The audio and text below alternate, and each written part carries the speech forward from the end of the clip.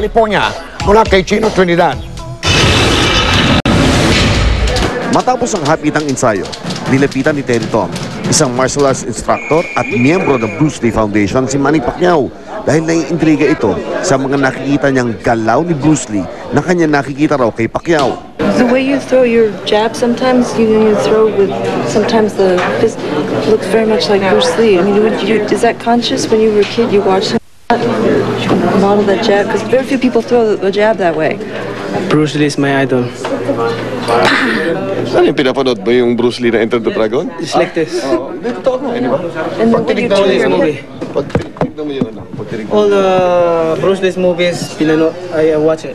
when you were a kid, so that's where, and you put the strong side forward. Yes, you know the quickness of his hand speed and footwork. Because you're, That speed. Yung snap, di ba? Pa! Ayan, yan.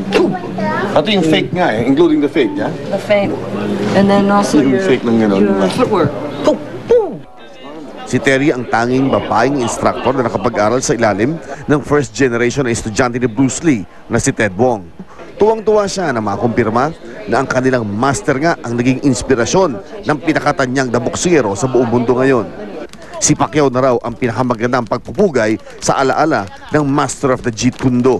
Bruce Lee, he fought his whole life in this country to further the cause of Asian Americans, and to see Manny have such success now and also be influenced by him, I'm sure he's thrilled about it somewhere.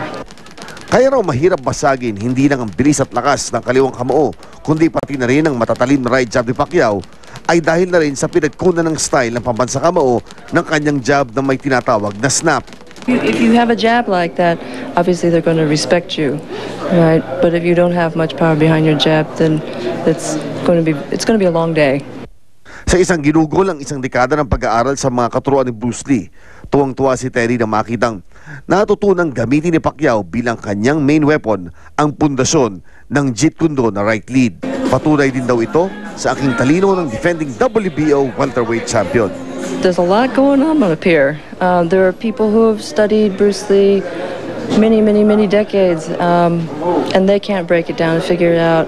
And Manny has done it, and he's done it, I would assume, without an instructor. It seems like he absorbed a lot of what he saw Bruce Lee doing. He put the strong side up front. Mula sa Los Angeles, California, Chino Trinidad, 24 Oras.